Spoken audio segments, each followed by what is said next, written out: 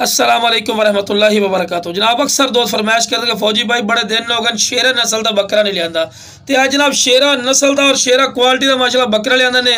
तो वीडियो ना रखना बिना वीडियो स्किप न करना कि इंशाल्लाह तो अच्छी तरह इन्फॉर्मेशन हो सी। तो बिल्कुल वाइट अख के लिया ने और तोता फेस और झालर भी माशाल्लाह चेक कर सकते चंगी झालर और माशाल्लाह बिल्कुल बरीक पशम ने और माशाल्लाह झालर भी चेक कर सकते हैं थले तक और बिल्कुल ढिली चमड़ी बड़ा वाली चीज़ की विराट निशानी होती है कि ढिली चमड़ी के होंगे और बिल्कुल बरीक पशम कोई मोटी पशम नहीं ने।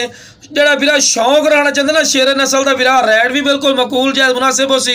तो कन्न की लेंथ भी चेक कर सकते चंगे लंबे कान ने, ठीक है। तो बहुत ही जबरदस्त माशाल्लाह चीज़ ने। तो लो जनाब चेक कर सकते हैं जनाब दोनों आंडा बाद एक आंडा वाला जो बकरा है जो तुम दे देना, लेकिन असं तुम अच्छी तरह इन्फॉर्मेशन दिसा है। तो लो जनाब जानवर को चारा भी खवा के भी खा रहे हैं विरा के तुम पता लगे कि सेहतमंद और माशाल्लाह एक्टिव भी।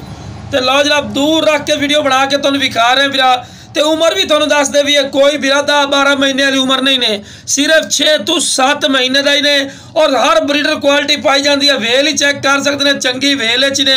दुम वेखो बिल्कुल तीर वाली कर सीधी और कन्ना की लेंथ भी वेखो लंबे कन और मोटे पौड़ों के मोटे पैरों का विरा यह फायदा होता है कि जो बकरा अपने हाइट कद करता तो वजन करता ना तो जोड़े बरीक पैर होंगे विंगे होने का खतरा होता है। ये मोटे पैर जो वजन को बर्दाश्त करता जो बकरा अपना वजन बर्दाश्त कर सी इस गलों आते मोटे पौड़ा च और चीज़ माशाल्लाह थोड़े सामने ने बिल्कुल बैठवे सिंह ने चिपटे सिंह ही तुम नजर आ रही है और माशाल्लाह वेल ही चेक कर सकते हैं चंगी वेल और लंबी गर्दन ने।